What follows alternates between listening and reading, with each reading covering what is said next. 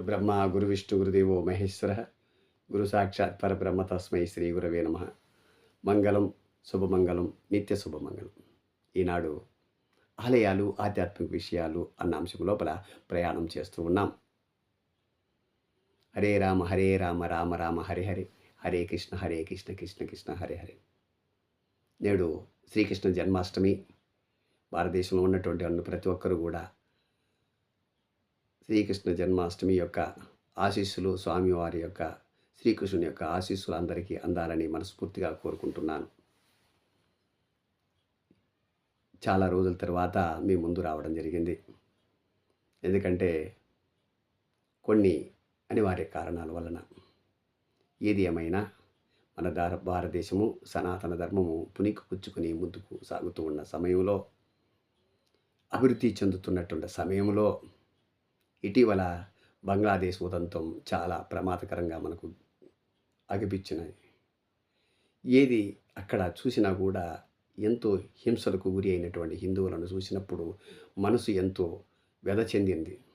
కానీ ఇటువంటిది ఎప్పుడు కూడా జరగరాదు. మన భారతదేశం ఎప్పుడు కూడా శాంతిని కోరుకుంటుంది. ఎప్పుడు కూడా యుద్ధానికి ఎప్పుడు కూడా మనం ముందుకెళ్ళం. ఎందుకంటే శాంతి కావాలి ప్రతి ఒక్కరికి కూడా.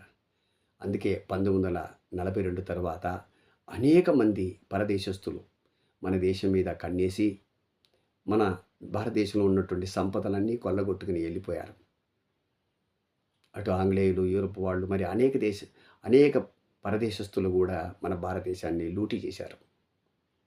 ఏది ఏమైనా భారతదేశము సనాతన ధర్మము, న్యాయము, ధర్మం మీ శాంతి దాని మీద ఎప్పుడు కూడా నడయాడుతూ ఉంటుంది. ఎప్పుడు కూడా అధర్మం మీద పాలుపడదు, ధర్మం మీదే నిలబడుతుంది. సనాతన ధర్మం ఉన్నటువంటి ఈ భారతదేశాన్ని ప్రతి ఒక్కరు కూడా నాశనం చేయడానికి కంకణం కట్టుకున్నారు ఆనాడు. ఈ యొక్క భారతదేశంలో ఉన్నటువంటి ప్రతి వ్యక్తులు కానీ అందరినీ కూడా విభజించి పాలించారు నాటి రాజులు. కానీ ఇక్కడ ఉన్నటువంటి యోగులు, తత్పురుషులు, సిద్ధ పురుషులు అందరూ కూడా భారతదేశంలో నిరంతరం కూడా రాత్రి పగలనక తపస్సు చేస్తూనే ఉన్నారు అన్న విషయాన్ని గమనించాలి.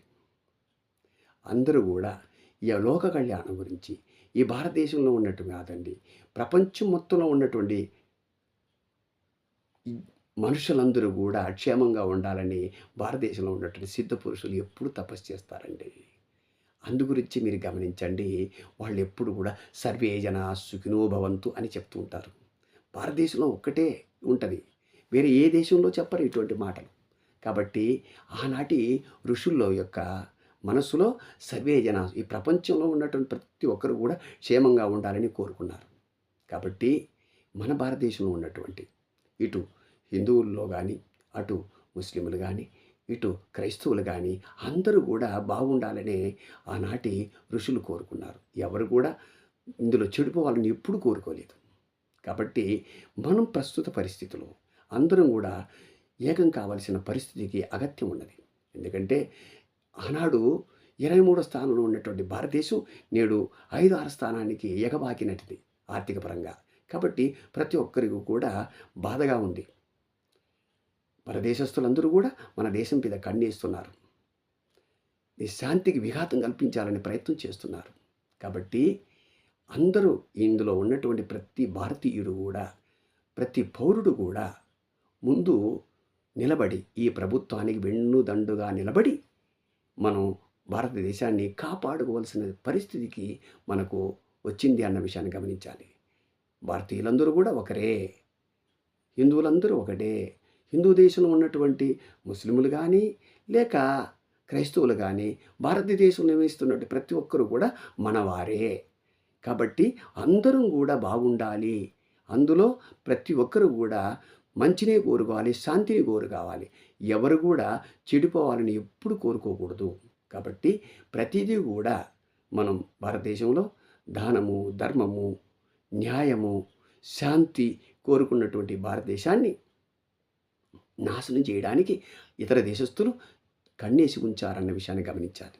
కాబట్టి ప్రతి పౌరుడు, ప్రతి ఒక్కరూ కూడా, భారతీయులందరూ కూడా ఈ యొక్క సనాతన ధర్మమును నిలబెట్టడానికి కంకణం కట్టుకోవాలి, నిలబడాలి, మంచిని ప్రోద్బలించాలి, మంచిని నడవాలి, మంచిలో ప్రయాణం చేయాలి. కాబట్టి ప్రతి ఒక్కరూ కూడా ఐక్యంగా ఉండి మనం ఐక్యతను మనం చాటుకోవాల్సిన అగత్యం ఉన్నది. అందుకే ఐకమత్యమే మహాబలము అనే సూక్తిని మనం నిజం చేయవలసిన పరిస్థితి ఉంది. కాబట్టి ప్రతి ఒక్కరు కూడా సర్వే జన సుఖినో భవంతు అని అందరూ కూడా సుఖక్షేమంగా ముందుకు నడవాలని మీరందరినీ కోరుకుంటున్నాను.